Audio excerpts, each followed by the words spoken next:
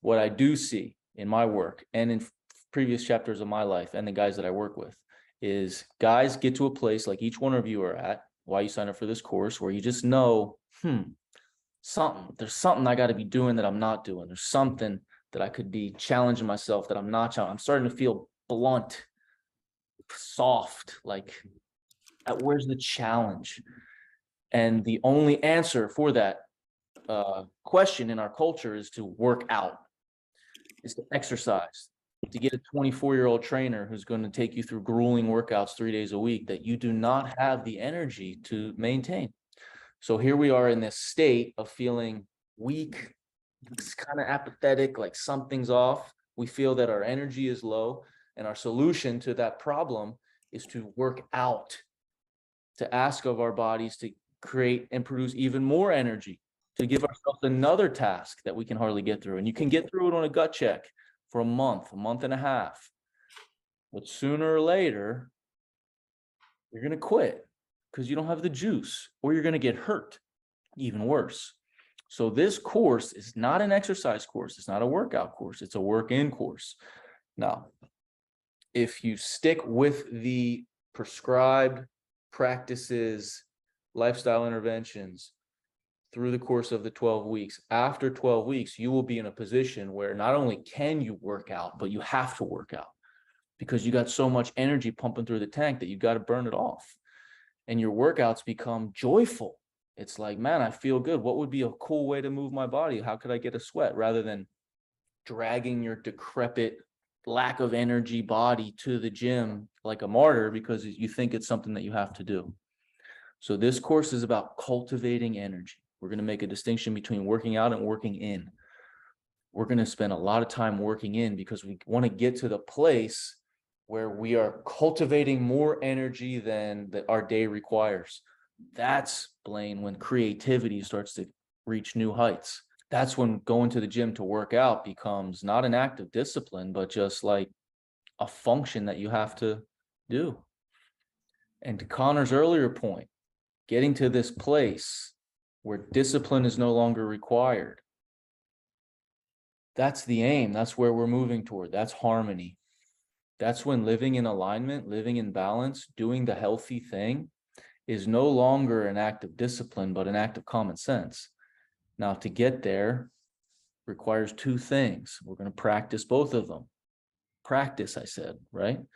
Because it's a practice. You're going to get really good at whatever you practice, I promise you. The problem is a lot of us, myself included, are not aware of what we're practicing. But the meditation practice is going to make it abundantly clear to you when you're outside bopping around on planet Earth, what are you practicing moment by moment? And is that a good idea? So here's what we're going to practice to allow the flower of discipline to blossom into harmony. A palpable, felt connection to your body moment by moment. This sounds basic, sounds almost goofy, but think about it. You have to live inside your body. Well, of course I live inside my body, but yeah, do you really though? We spend most of our attentional resources, 99.9% from the neck up, thinking. That voice in your head hijacks your attention. And it takes some practice to invite your attention down into your body and really live there. Feel it. And when you can feel your body, indulgences that used to be pleasurable are felt for what they really are. Not that great. It doesn't feel good to binge on pizza or whack off to porn or whatever. Doing the skillful behavior and abstaining from unskillful behavior just becomes seamless. So living inside your body. And the other one, which we're going to focus on this evening, laying the foundation, is the practice. Remember, it's a practice of regarding yourself and treating yourself the way you would treat somebody who's worthy of honor, someone who's worthy of love. And imagine a wise elder or a great king came to your house unexpectedly. Would you give him a bag of Cool Ranch Doritos? He said he was hungry? No. maybe you'd make them some lamb chops or I don't know, brown rice and broth, like something good, right? When your babies and maybe your children are still babies, but when they were first born, would you just allow anything in their body? When they first started eating food, were you hyper selective about what they were allowed to ingest because you knew that what they eat is going to become what they are? Somewhere along the line, we stop applying that truth to ourselves. So if we slow down and take a moment to just look at what we're about to eat and know that this is going to become my flesh and bones, things that used to look very appetizing maybe don't look so appetizing. If you start to really practice this feeling that you are a king, worthy of honor, then that's going to trickle down into the way you spend your time and your daily life. And that includes what you eat for breakfast, lunch, and dinner. A lot of these ideas that we're going to explore can't remain ideas. They have to be grounded into reality through our daily life. So this course is a 12-week journey about architecting one day, one good day.